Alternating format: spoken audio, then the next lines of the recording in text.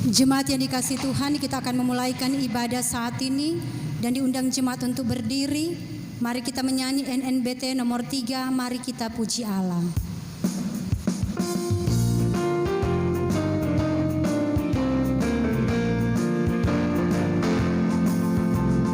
Mari kita puji Allah, haleluya. Tabut tifa, tabut tendang dengan merdu.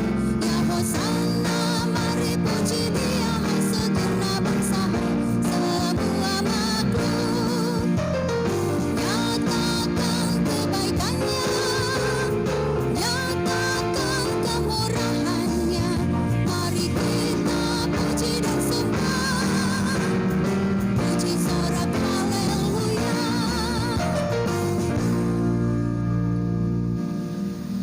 Pertolongan kepada kita adalah dalam nama Tuhan yang menjadikan langit dan bumi, yang tetap setia untuk selama-lamanya dan tidak meninggalkan perbuatan tangannya. Amin. Kasih karunia dan damai sejahtera dari Allah Bapa kita dan dari Tuhan Yesus Kristus menyertai saudara-saudara. Amin. Mazmur 110 ayat 4 berkata, Tuhan telah bersumpah dan Ia tidak akan menyesal. Engkau adalah imam untuk selama-lamanya menurut Melkisedek. Jemaat dipersilakan duduk. Yesusku yang ajaib.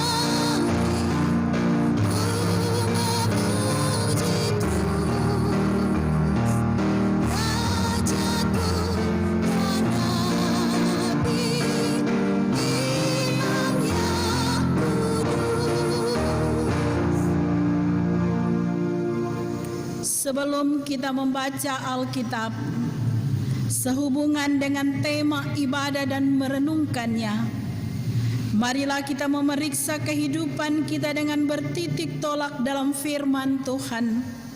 Dalam Alkitab Matius 22 ayat 37 sampai 40. Yesus berfirman, "Kasihilah Tuhan Allahmu dengan segenap hatimu, dan dengan segenap jiwamu dan dengan segenap akal budimu. Itulah hukum yang terutama dan yang pertama. Dan hukum yang kedua yang sama dengan itu ialah, kasihilah sesamamu manusia seperti dirimu sendiri. Pada kedua hukum inilah tergantung seluruh hukum Taurat dan kitab para nabi." Bagaimanakah sikap kita terhadap Tuhan Allah kita? Apakah kita sungguh-sungguh mengasihi sesama kita? Patutlah kami mengaku, seringkali kami berbuat apa yang tidak kami kehendaki, yaitu yang jahat, dan seringkali kami tidak berbuat apa yang kami kehendaki, yaitu yang baik. Oleh karena itu, marilah kita merendahkan diri di hadapan Tuhan Allah kita dan mengaku dosa kita kepadanya. Mari berdoa. Ya Yesus Kristus, yang menjadi imam besar yang agung, oleh karena kedatangan-Mu, Engkau mengampuni, Engkau mengasihani, dan Engkau melayakkan kami menjadi tahir. Maka ketika Engkau mendapati kami melakukan kesalahan dan dosa, ampunkanlah kami ya Tuhan, baharui hidup kami, supaya hidup kami boleh berkenan kepadamu. Ya Tuhan, dengarlah. Ya Tuhan, ampunilah. Amin. Ya Allahku, di cahayamu.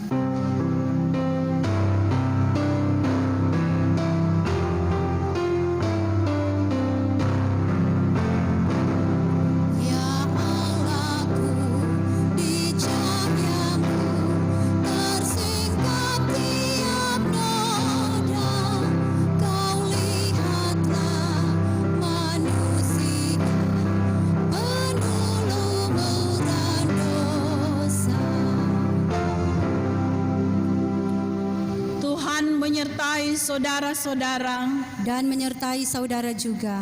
Marilah kita berdoa. Di minggu terakhir di tahun 2020, banyaklah pengalaman dan dinamika kehidupan yang kami lalui.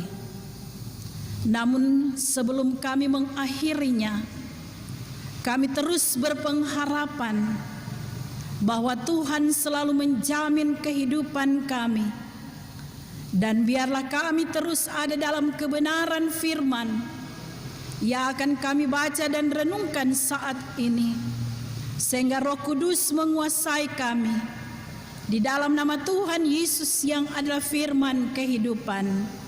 Amin. Saudara-saudara, kita membaca dari Ibrani pasal 4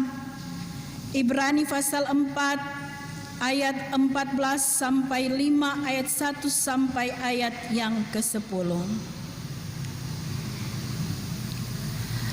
Karena kita sekarang mempunyai imam besar agung yang telah melintasi semua langit, yaitu Yesus Anak Allah.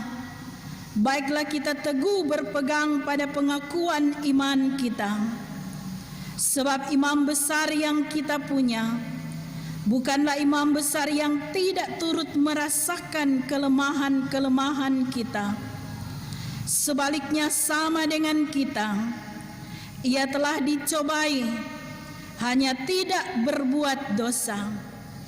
Sebab itu marilah kita dengan penuh keberanian menghampiri takhta kasih karunia, supaya kita menerima rahmat dan menemukan kasih karunia untuk mendapatkan pertolongan kita pada waktunya. Sebab setiap imam besar yang dipilih dari antara manusia ditetapkan bagi manusia dalam hubungan mereka dengan Allah, supaya ia mempersembahkan persembahan dan korban karena dosa. Ia harus dapat mengerti orang-orang yang jahil dan orang-orang yang sesat, karena ia sendiri penuh dengan kelemahan, yang bahkan karena yang mengharuskannya untuk mempersembahkan korban karena dosa, bukan saja bagi umat, tapi juga bagi dirinya sendiri.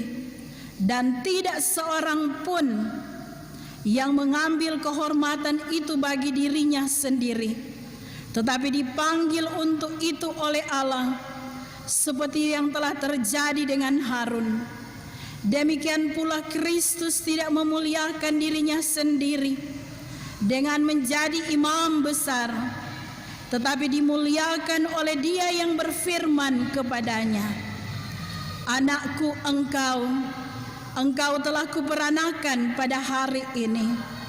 Sebagaimana firman-Nya dalam suatu nats lain, "Engkau adalah imam untuk selama-lamanya menurut peraturan Melkisedek."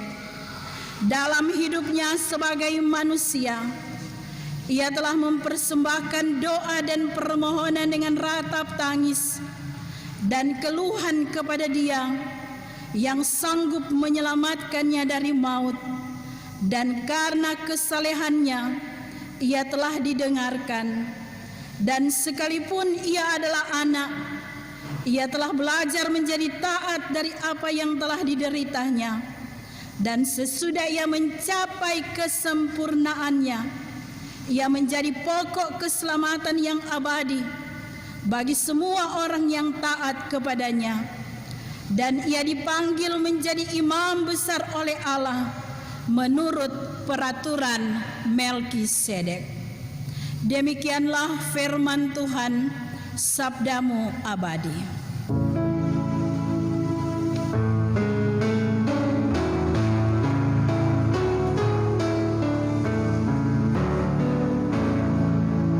Sabdamu abadi, seluruh langkah kami yang mengikutinya hidup sukacita.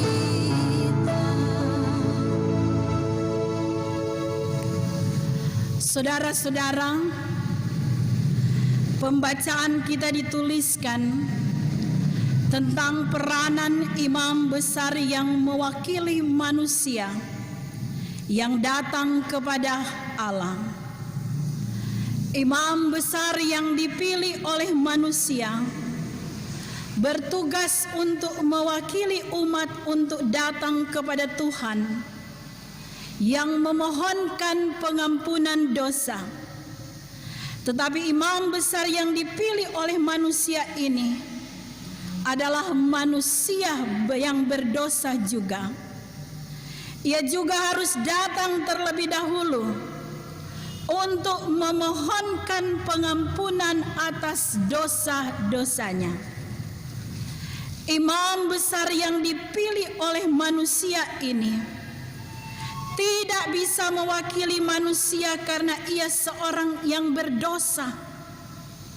Oleh karena itulah Tuhan Yesus diutus ke dalam dunia untuk menjadi imam besar, bukan saja mempersembahkan korban kepada Allah sebagai permohonan pengampunan dosa, tetapi justru ia mempersembahkan dirinya menjadi korban untuk pengampunan dosa melalui kematiannya di kayu salib.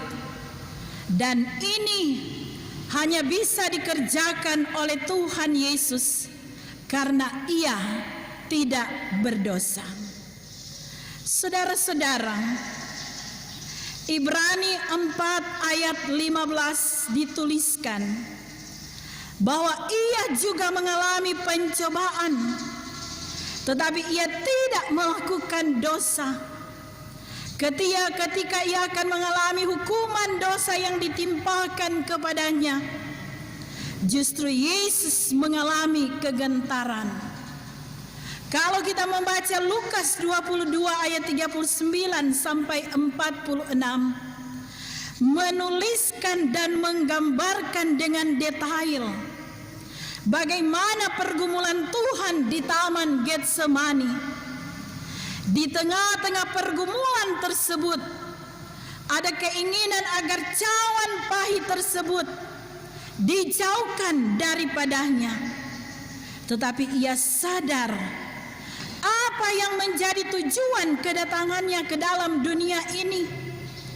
Ia datang menjadi penebus manusia dari dosa-dosa mereka.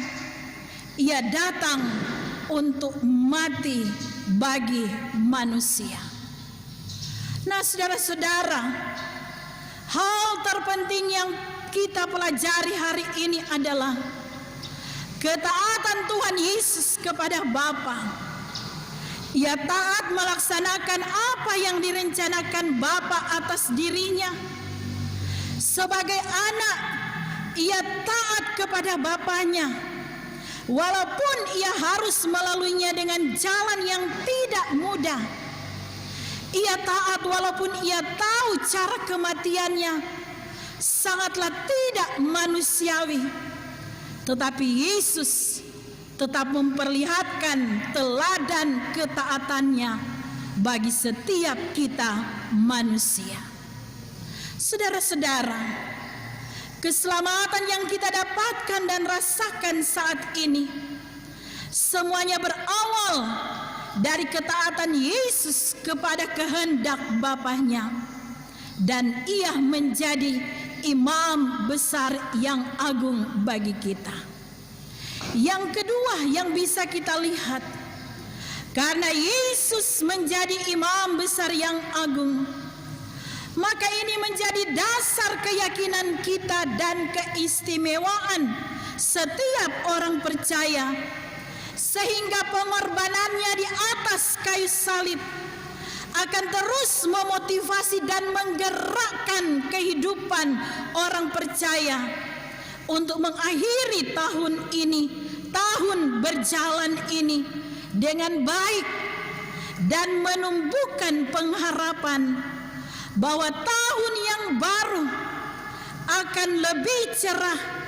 Dan dalam pengharapan ini, dalam keyakinan menumbuhkan pengharapan bahwa pengalaman di tahun yang sudah berjalan menjadi alat ukur kepada kita bahwa dalam kondisi apapun Tuhan tidak pernah membiarkan kita jatuh dan tergeletak. Tuhan tidak membawa kita pada jalan kesesatan, tetapi Dia selalu membawa kita pada jalan kebenaran. Bahwa Tuhan selalu menyediakan yang kita butuhkan, yang walaupun di tahun berjalan ini ada begitu banyak yang mengalami pengurangan-pengurangan akibat pandemi COVID-19, tetapi Tuhan menyediakan bahkan apa yang tidak kita pikirkan, itu yang disediakan oleh Tuhan. Maka pengharapan inilah yang akan Tuhan berlakukan di tahun yang baru. Karena itu saudara-saudara, jangan takut untuk melangkah, jangan khawatir akan masa depan, sebab hidup kita ada di tangan Dia, Yesus, Sang Imam Besar yang agung. Tuhan berkati kita semua. Amin. Marilah kita memberi persembahan. Sementara kita memberi persembahan, kita menyanyi bersama-sama, besarlah untungku.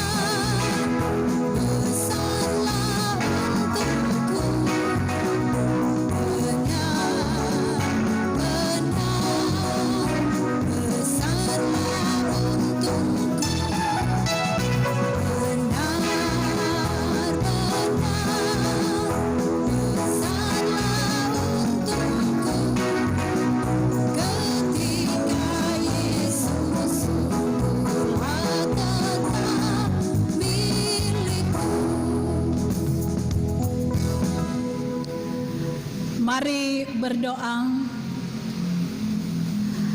Ya Tuhan, ya Yesus Kristus yang menjadi imam besar yang agung, yang telah meneladankan ketaatan, yang telah menyerahkan tubuh-Mu untuk penebusan atas segala dosa-dosa kami, dan yang telah mempersembahkan tubuhmu untuk kedamaian kehidupan kami. Kami bersyukur ya Tuhan, Engkau membawa kami di minggu terakhir di tahun 2020, dan kasih karunia-Mu melimpah dengan berbagai pembelajaran hidup, dengan berbagai perubahan-perubahan yang ada, dan Engkau tidak pernah membiarkan kami sebagai jemaat Gemim Shalom Karombasan. Kami dijaga, kami dipelihara, kami dituntun, kami merasakan Engkau selalu memberikan yang terbaik. Ketika kami lemah, Engkau beri kekuatan. Ketika kami sakit, Engkau sembuhkan. Ketika kami berbeban, duka cita Engkau hiburkan. Dan ketika kami mengalami kesulitan, Engkau selalu memberikan jalan keluar. Maka diberkatilah persekutuan jemaat Kolom, persekutuan jemaat Gemim Shalom Karombasan, dan diberkatilah pelayan khusus yang ada di kolom 1 sampai kolom 36, badan pekerja majelis jemaat, penasehat majelis jemaat, BPPJ, dan Engkau memberkati perangkat pelayanan lainnya, termasuk dalamnya pegawai gereja kostor, guru agama, pendeta yang bekerja semaksimal mungkin di masa pandemi. Tapi kami bersyukur Engkau memberi kami kekuatan melalui musim yang berjalan ini. Diberkatilah kami yang bersyukur oleh karena penyertaan Tuhan yang sempurna, yang menganugerahkan umur yang panjang.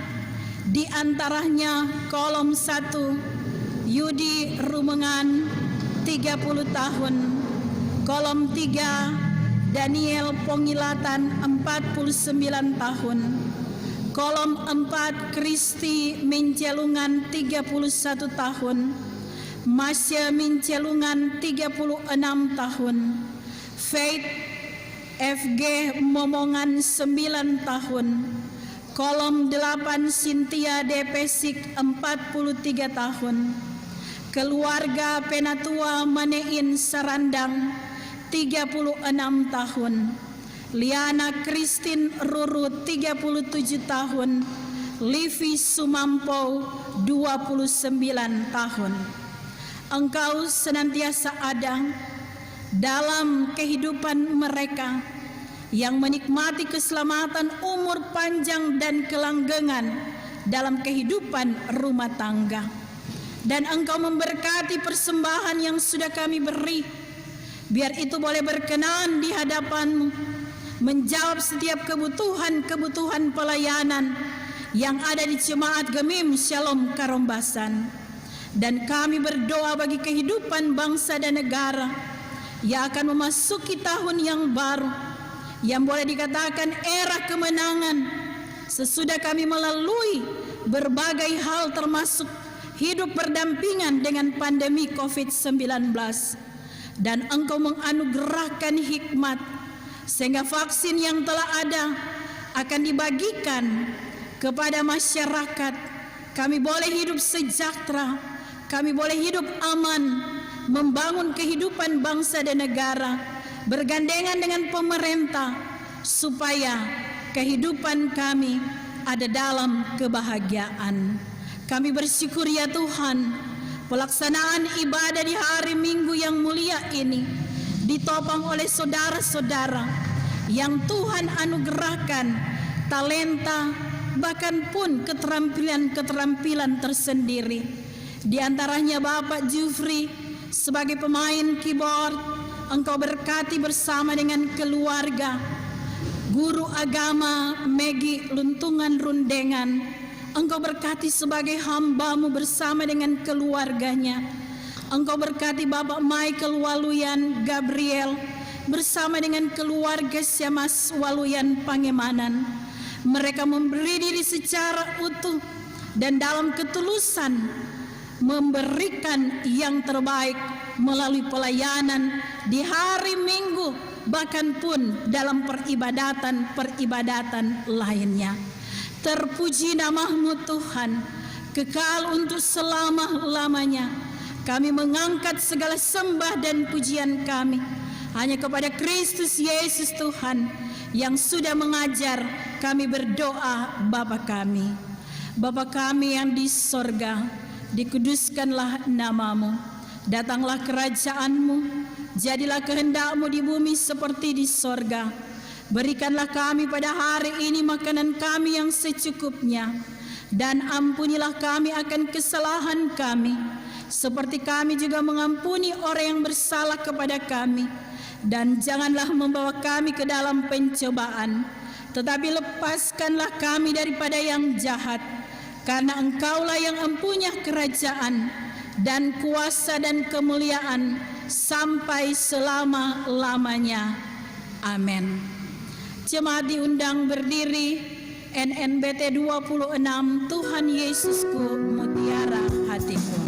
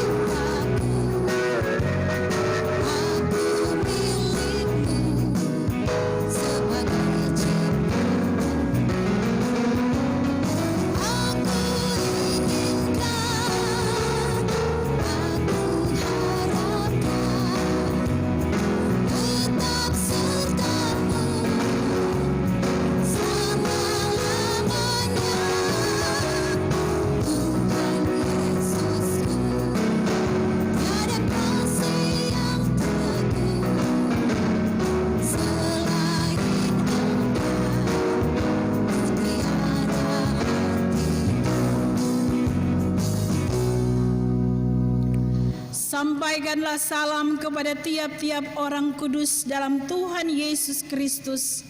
Terimalah berkat Tuhan. Kasih karunia Tuhan Yesus Kristus, kasih Allah dan persekutuan Roh Kudus menyertai saudara sekalian.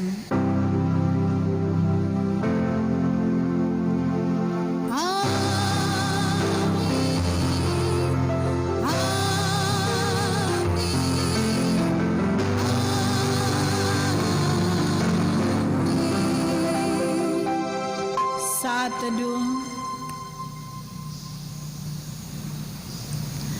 Atas nama Badan Pekerja Majelis Jemaat mengucapkan selamat hari Minggu dan selamat menyambut tahun yang baru 1 Januari 2021.